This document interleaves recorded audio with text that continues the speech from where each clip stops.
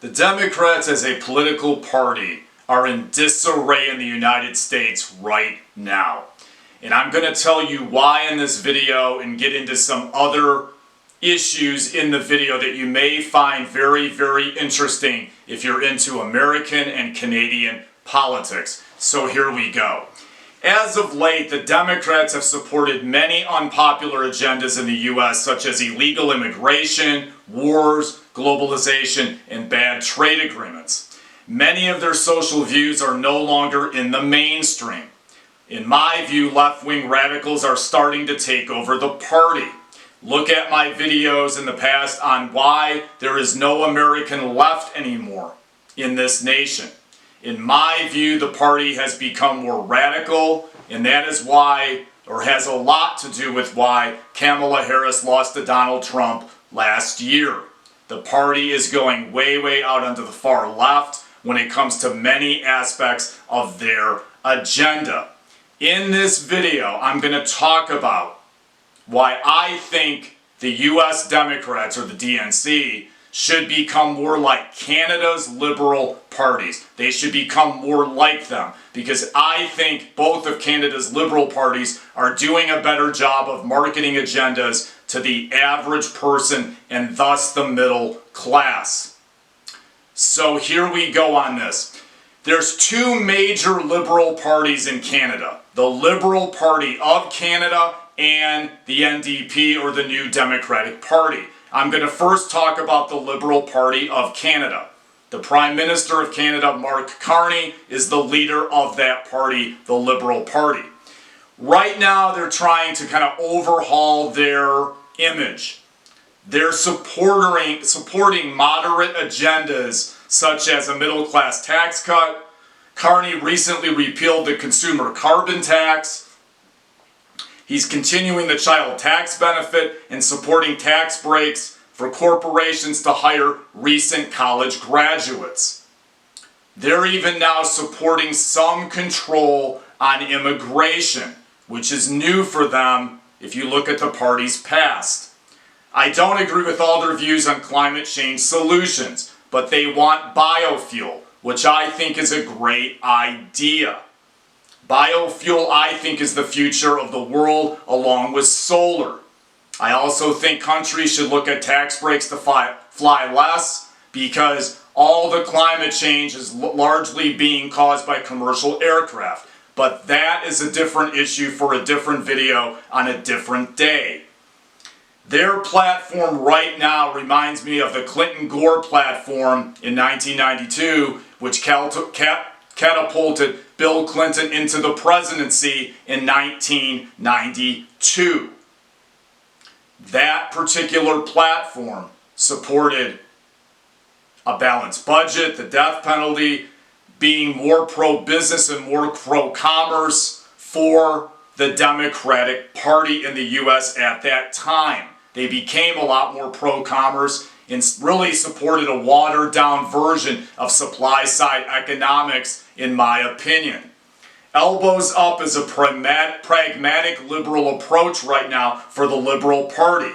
Perception is reality in politics, and the Democratic Party in the U.S. has lost sight of that. Now I'm going to talk about the NDP, or the New Democratic Party of Canada, which was founded by Tommy Douglas back in the 1960s.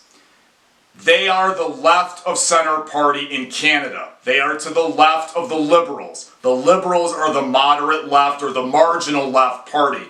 This party is to the left of them, or they are the left-of-center party. I know it's kind of confusing, but that's the way it is in Canada.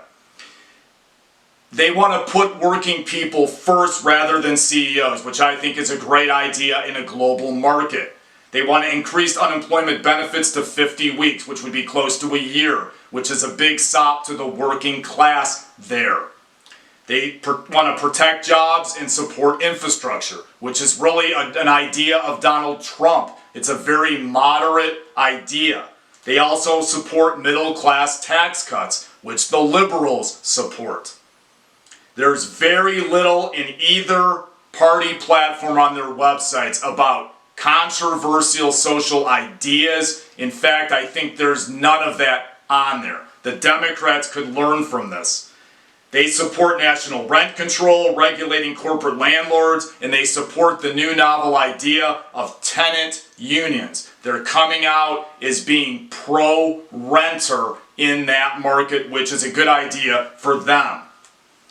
They support national health care, obviously.